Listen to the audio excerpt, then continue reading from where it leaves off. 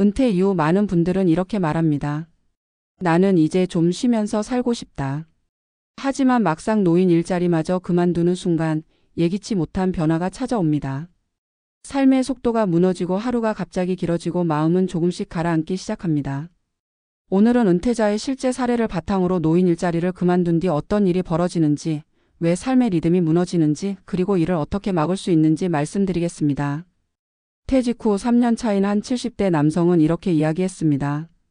일자리를 그만둔 뒤로는 시간이 너무 많아서 더 피곤합니다. 그는 아파트 경비 일을 하다가 관절 통증 때문에 일을 그만두었고 처음에는 해방감을 느꼈습니다. 하지만 일주일이 지나자 달랐습니다. 아침에 눈을 떴을 때 어디로 가야 하는지, 무엇을 해야 하는지 지난 30년 동안 한 번도 고민해 본 적 없는 문제와 마주하게 된 것입니다.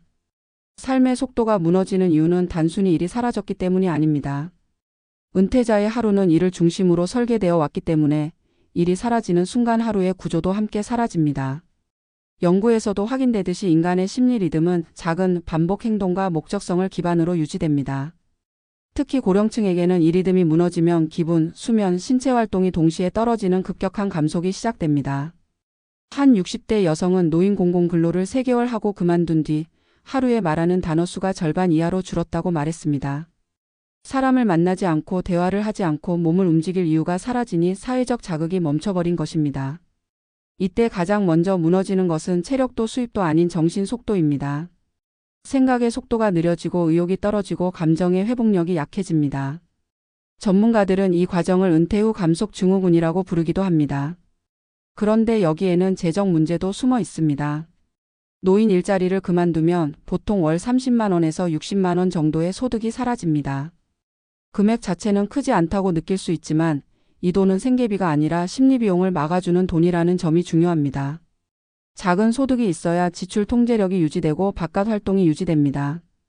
또한 스스로 돈을 벌어온 세월이 길었던 분일수록 이 소득은 자존감의 마지막 연결고리 역할을 합니다. 한 은퇴자는 이런 말을 남겼습니다. 일은 힘들었지만 일 없는 날이 더 힘들었습니다. 이 말은 단순한 감상이 아니라 실제 데이터와도 맞닿아 있습니다. 70대 이상에서 일하는 사람들의 우울증 위험은 일하지 않는 사람보다 절반 가까이 낮습니다. 또한 일하는 사람은 일하지 않는 사람보다 하루 평균 움직임이 많고 규칙적인 수면을 유지할 확률도 2배 이상 높습니다. 즉 노인 일자리는 운동이자 사회활동이자 심리치료였던 것입니다. 그러나 문제는 대부분 이 일을 오래 유지하지 못한다는 점입니다. 3개월, 6개월, 길어도 1년을 넘기지 못하는 이유는 체력 때문이 아니라 업무 피로와 낮은 보람 때문입니다. 대부분의 노인 일자리는 단순 반복 노동이 많고 나의 경험을 활용한다는 느낌이 부족합니다. 그래서 잠깐 쉬어야겠다는 생각이 들면 다시 돌아갈 동력이 사라집니다. 이때부터 하루는 무너지고 그동안 유지되던 삶의 속도가 서서히 멈춰갑니다. 그렇다면 어떻게 해야 할까요? 은퇴 전문가들은 일을 계속하라가 아니라 속도를 유지할 수 있는 활동을 유지하라고 조언합니다. 활동의 강도보다 중요한 것은 하루를 움직이게 하는 작은 리듬입니다. 아침에 일어나 씻고 옷을 갈아입고 정해진 장소로 가고 정해진 사람을 만나고 정해진 역할을 수행하는 것. 이 패턴이 바로 노년의 체력과 정신을 지탱하는 기반입니다. 한 70대는 공공근로를 그만둔 후 지역 커뮤니티에서 가벼운 봉사활동을 시작했습니다. 수입은 없지만 규칙적 활동은 유지되고 사람을 만나고 역할을 수행한다는 느낌이 다시 살아났습니다. 그는 말했습니다. 일은 없어졌지만 역할은 남았고 그 역할이 내 하루를 다시 움직입니다. 우리가 기억해야 할 것은 아주 단순합니다. 노년의 삶은 바쁜 삶보다는 흐르는 삶이어야 한다는 것입니다. 하루가 움직여야 마음이 움직이고 마음이 움직여야 몸도 움직입니다. 노인 일자리를 그만두는 순간 무너지는 것은 돈이 아니라 속도입니다. 그리고 이 속도를 지키는 것이야말로 은퇴 후 가장 중요한 생존 전략입니다. 여러분의 하루는 어떤 속도로 흐르고 있나요? 일의 유무가 아니라 나를 움직이게 하는 리듬이 있는지가 노후의 건강과 행복을 결정합니다. 은퇴 후에도 멈추지 않는 삶. 그 속도를 지키는 선택을 하시길 바랍니다. 노인 일자리를 그만두는 순간 삶의 속도가 무너지는 현상은 단순한 개인 경험이 아니라 노년 연구에서 반복적으로 관찰되는 패턴이다. 일의 강도가 낮고 소득이 크지 않더라도 노년기의 노동은 신체 리듬과 사회적 정체성을 유지하는 데 중요한 역할을 한다. 문제는 많은 사람들이 이 작고 의미 있는 역할을 과소평가한다는 점이다. 대부분의 노인 일자리는 하루 3시간 남짓의 단순 업무로 이루어져 있다. 공원 청소, 쓰레기 배출 관리, 안내 도우미, 어린이 통학 도움 등 겉보기에는 특별한 전문성을 요구하지 않는 것처럼 보이는 활동이 많다. 그래서 사람들은 흔히 이런 일을 힘들고 보잘것없다고 여긴다. 하지만 실제로 이 일들이 노인의 삶에 미치는 영향은 그 내용보다 구조에 있다. 매일 정해진 시간에 눈을 뜨고 일정한 루틴을 따라 움직이는 경험은 단순한 출근 행위가 아니다. 신체적 활동량을 일정하게 유지시켜 혈류와 근력의 균형을 돕고 사람들과 자연스럽게 관계를 유지하며 감정적 자극을 지속시키며 하루가 어디에서 시작해 어디에서 끝나는지를 알려주는 생체식의 역할을 한다.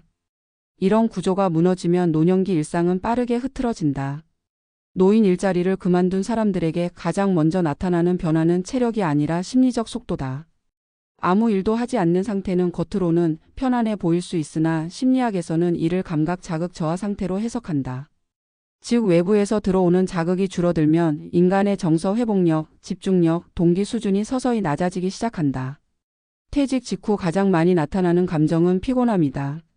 아이러니하게도 쉬면 쉬는 대로 피로가 쌓이는 이유는 신체적인 활동 부족이 아니라 정신적 침체 때문이다.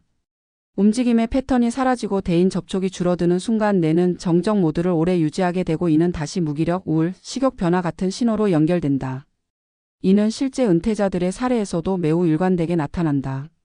일을 그만두고 일주일 정도는 해방감이 있지만 그 시기를 지나면 마음이 허전하고 하루의 경계가 모호해진다고 말한다. 재정적 측면도 간과할 수 없다. 노인 일자리의 평균 월 보수는 대략 30만 원에서 60만 원 사이지만 많은 전문가들은 이 금액의 의미를 생계비가 아니라 심리적 자립비라고 분석한다. 이 돈은 소비의 여유를 만들어주는 자금이기보다는 스스로 돈을 벌고 있다는 감각을 유지하게 해주는 장치다. 한 은퇴자는 이렇게 말했다. 많이 벌지는 못했지만 내 손으로 번 돈이라는 사실이 중요했습니다. 노년기 자존감은 과거의 지위나 자산이 아니라 현재의 역할에서 형성된다. 아무리 큰 연금을 받더라도 본인의 능력으로 창출하는 소득이 없으면 심리적으로 위축되는 경우가 많다. 그래서 노인 일자리의 중단은 단순히 통장에 들어오는 돈이 줄어드는 문제가 아니라 받는 삶에서 기여하지 않는 삶으로의 전환으로 느껴지게 된다. 이러한 감정적 전환은 우울감으로 이어질 가능성이 높다.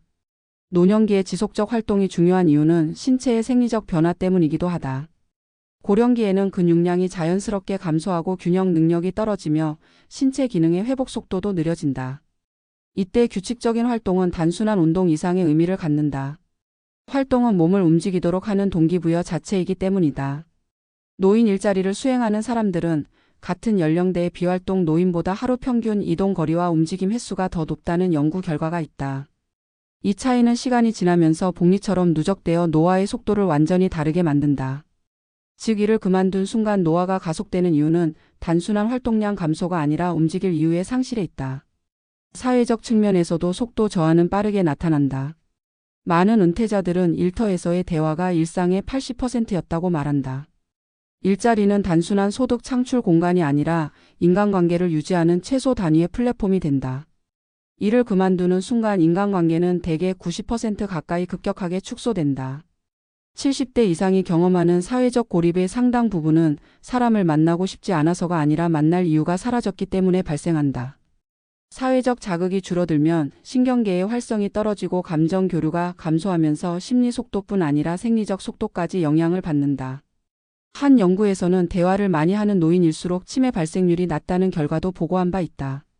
즉 노년기의 일자리는 사람을 만나고 말을 하고 듣는 구조를 제공하는 중요한 도구다. 일을 그만두는 순간 이 도구가 사라지고 관계의 흐름이 멈추면서 삶의 속도가 크게 떨어진다. 그러나 많은 노인 일자리에는 한계도 존재한다. 업무의 보람이 낮고 반복적이며 개인의 경력을 살리기 어려운 경우가 많아 중도 포기가 잦다. 체력 때문에 그만두는 경우도 물론 있지만 실제 인터뷰에서는 일이 힘들어서가 아니라 의미를 느끼기 어려워서 계속하고 싶지는 않아서 조금만 쉬어야지 하다가 돌아가기 어려워서라는 이유가 훨씬 많다. 즉 노년기의 일자리는 유지가 어렵고 쉬면 끊기면 속도가 무너지는 구조적 취약성을 갖고 있다. 이는 앞으로 고령 사회에서 반드시 해결해야 할 과제다. 노인이 계속 일할 수 있는 구조는 단순히 일자리의 양을 늘리는 문제가 아니라 개인의 경험과 역할을 활용할 수 있는 형태로 재편하는 데 있다. 의미가 있는 일은 오래 지속되고 오래 지속되는 일은 삶의 속도를 안정적으로 유지시킨다. 은퇴 후 삶이 무너지지 않기 위해 필요한 것은 일의 유지가 아니라 속도의 유지다. 속도는 바쁨이 아니라 흐름이며 그 흐름은 루틴에서 만들어진다. 매일 정해진 시간에 일어나고 일정한 준비를 하고 정해진 공간으로 이동하며 일정한 역할을 수행하는 루틴이 노년기의 생명력이다. 이 루틴은 꼭 돈을 버는 활동이어야 할 필요는 없다. 소규모 지역 봉사, 취미 기반의 모임, 마을 커뮤니티 참여, 강아지 산책, 대행 같은 가벼운 역할도 얼마든지 루틴의 기반이 될 수 있다. 중요한 것은 나를 밖으로 나가게 하는 힘이다. 이 힘이 존재하는가의 여부가 노후의 건강과 심리 안정 그리고 행복의 지속 가능성을 결정한다. 한 70대 남성은 일을 그만둔 뒤 우울 증세가 찾아왔지만 지역 작은 커뮤니티에서 매일 오전 서류 정리를 도와주는 역할을 맡은 이후 삶이 다시 움직이기 시작했다고 말한다. 그는 돈은 안 받지만 이 일을 하면서 다시 살아난 느낌이 든다고 했다. 또 다른 60대 여성은 노인 일자리 대신 손뜨개 봉사와 문화센터 보조 강사 활동을 시작했는데 오히려 이전보다 더 활기찬 일상을 보내고 있다. 그녀는 나를 기다리는 자리가 있다는 것이 가장 큰 힘이라고 표현했다. 이 사례들이 말해주는 핵심은 단순하다. 노년의 일은 노동의 문제가 아니라 역할의 문제다. 역할이 있으면 속도가 생기고 속도가 있으면 삶이 흐른다. 우리는 종종 노년을 쉬어야 하는 시기로 상상한다. 하지만 쉬는 것이 삶의 목표가 되는 순간 노화의 속도는 오히려 빨라진다. 인간은 원래 움직이며 살도록 설계된 존재다. 젊을 때는 책임이 움직임을 만들었다면 노년에는 역할이 움직임을 만든다. 역할이 사라지면 삶의 이유가 흔들리고 흔들린 이유는 다시 건강과 재정에도 영향을 준다. 이 연결고리는 매우 촘촘하게 얽혀 있어 어느 하나가 무너져도 전체가 흔들리기 쉽다. 그렇기 때문에 노년기에 가장 중요한 것은 돈보다도 건강보다도 먼저 속도를 유지하는 일이다. 칼럼을 마무리하며 강조하고 싶은 메시지는 단순하지만 가장 본질적이다. 노년은 멈추는 시기가 아니다. 천천히 흐르는 시기일 뿐이다. 그리고 그 흐름을 잃지 않는 사람만이 행복한 노후를 만든다. 일의 크기가 아니라 역할의 크기가 삶을 움직인다. 속도를 유지하는 사람은 늙어가지 않고 흐름을 잃은 사람은 더 빠르게 늙어간다. 여러분의 삶은 어느 속도로 움직이고 있는가? 한번 멈추면 다시 움직이기 어렵다. 그러니 멈추지 말고 흐르기를 바란다. 노년기의 속도는 곧 생명력이며 그 속도를 지키는 선택이야말로 은퇴 후 최고의 투자다.